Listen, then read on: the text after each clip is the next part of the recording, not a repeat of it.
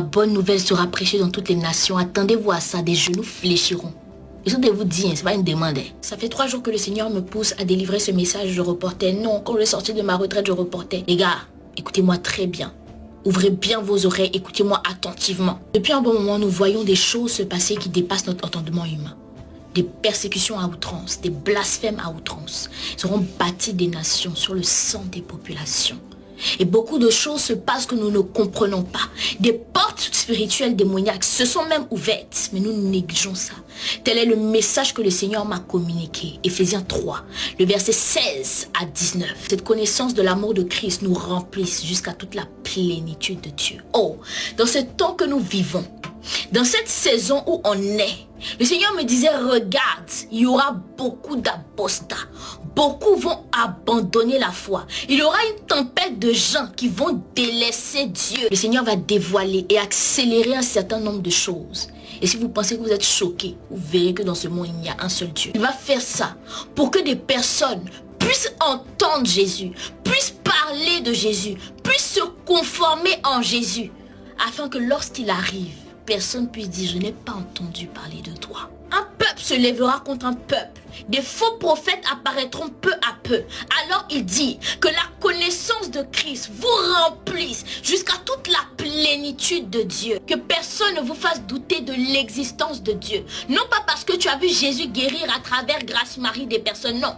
Parce que tu le connais. Que ce soit un ange du ciel, un homme sur la terre, un homme sous la terre, qui soit anathème. T'entendez dans cette vision, dans les cris des valeureux, sa voix résonner, écho puissant, écho d'espoir. Il dit, tels des soldats en marche, nous portons sa croix. Toute la création, de Jérusalem à la Samarie. Je voyais des continents, de l'Europe à l'Amérique, de l'Asie à l'Afrique, que les nations montent et qu'elles se réveillent. Il dit, je siégerai aux alentours des nations. Que vous vouliez ou non, nous sommes tous d'accord, il reviendra. Attachez vos ceintures, on rentre dans une saison de profondeur. Attachez-vous au Créateur, je vous dis la vérité. 2025 va résonner comme un écho dans nos oreilles. 2025 sera secoué. Alors je lance un appel à chacun de vos cœurs. On est en guerre. Avant je savais, hein, mais maintenant j'en ai conscience. C'était dans mon temps de retraite. Je reviens, j'entends des tohu-bohu. Je vois des personnes dénaturer la personne de Jésus. Hey, réveillez-vous, on va sauf qu'évangéliser. Si vous entendez du bruit, sachez que c'est moi, Grâce Marie, je joue le tam-tam. Jean-Baptiste l'aura dit. On dit, tu es qui? Il dit, je suis la voix qui crie dans le désert. Les amis, envahissez TikTok. Ils veulent nous choquer. On va pas se gêner. Prenez vos téléphones, évangélisez. Prenez vos pieds, allez parler de Jésus. Envahissez les recoins. Partout où vous êtes, dans les domaines où vous êtes, à l'école, évangélisez. À vos reins la ceinture de vérité, dans vos mains l'épée à double tranchant qu'est la parole de Dieu. Vous êtes chargés à bloc, aucune déstabilisation. Situation matrimoniale consacrée au Seigneur. Recherchons les choses d'en haut. Repentons-nous. Tu ne peux pas me dire que tu vas aller au paradis et puis sur la terre tu ne passes pas du temps dans la présence de Dieu. Tu vas aller chercher quoi au paradis? Là-bas, sa présence est éternelle. C'est quelque chose qui n'est pas filmé ici pour que vous voyez que Jésus est puissant. C'est quelque miracle Dieu n'a pas fait ici pour que vous voyez que Jésus est puissant. C'est bon. Levez-vous. Allez. Vous avez le don de guérison. Allez dans les hôpitaux. Il y a le CHU de Cocody ici.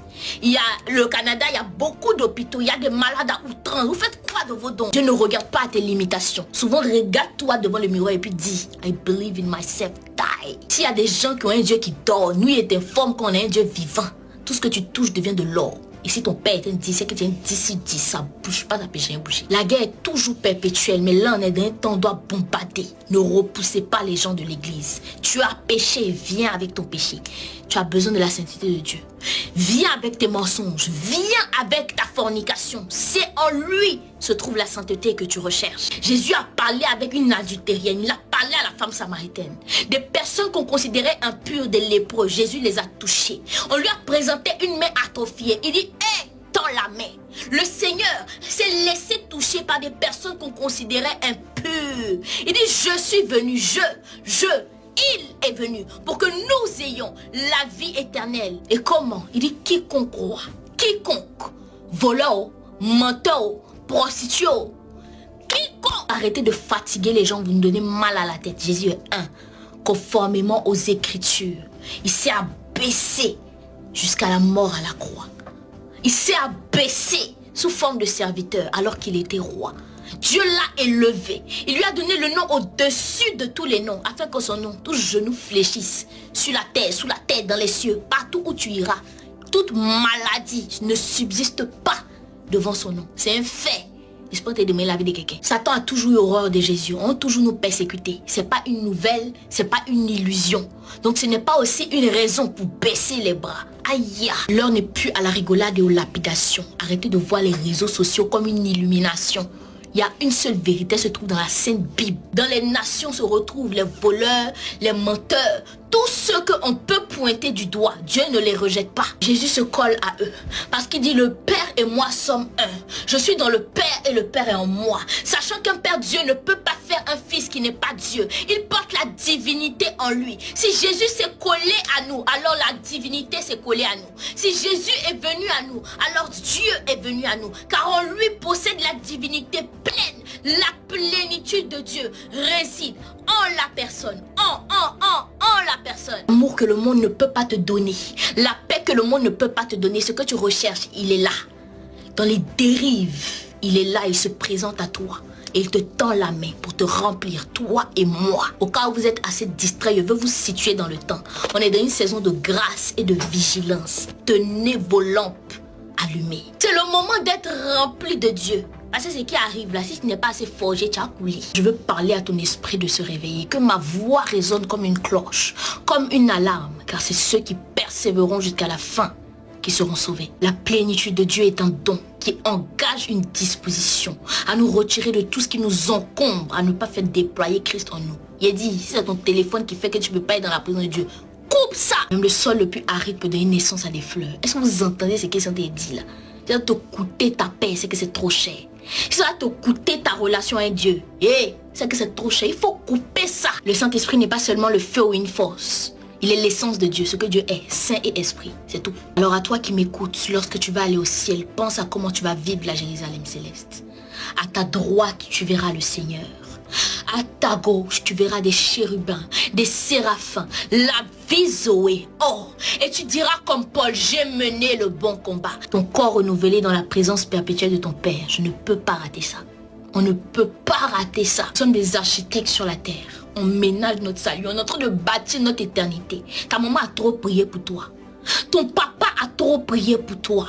Ta femme a trop versé des larmes pour toi. Dieu a trop investi en toi. Ne gâche pas ça. Tes amis t'ont parlé. Tes frères et soeurs t'ont parlé. Cet investissement, ne gâche pas ça. Que la chair brûle, coup-ci, coup-ça. Et forgez vos épées, que les soldats s'alignent et commencent à décréter. La mort sur les maladies, la mort sur l'incrédulité, la mort sur la paresse spirituelle, la mort sur tout ce qui est péché. Jésus a dit à Pierre, avance dans les eaux profondes. Ils étaient au bord de l'eau. Peut-être que toi, tu es au bord de quelque chose là-bas. Tu es au bord d'aller voir ailleurs. Peut-être que des doutes commencent à s'installer en toi. Simon-Pierre n'arrivait pas à pêcher. Le Seigneur lui a dit quoi? Avance en eau profonde. Et c'est Simon là-bas qui a trouvé des poissons. Moi aussi, je viens te dire, il faut avancer en eau profonde. Toutes ces choses-là vont te laisser lorsque tu seras attaché à Christ. Si tu as perdu ton premier amour, je t'invite à y retourner. Si tu vois que tu as une certaine soif, bouffe-la. Oh, reste dans la présence de ton Père, c'est le moment de le serrer. Ils viendront comme des vents trompeurs, pas des vents et des marées. Alors si toi tu sais ce que ton Dieu a fait pour toi, ne le laisse pas tomber. Je veux vous faire une confidence. Pendant que je suis en train de parler, je sens mon cœur apaisé. Là, je sens que mon cœur est apaisé. Alors je prie que ce message tombe dans des terres fertiles, à une catégorie de personnes que le Seigneur veut particulièrement parler ou toucher, mais que le Saint-Esprit fasse ce qu'il a à faire et que ce message soit communiqué aux cœurs qui doivent le recevoir au nom de Jésus. Amen.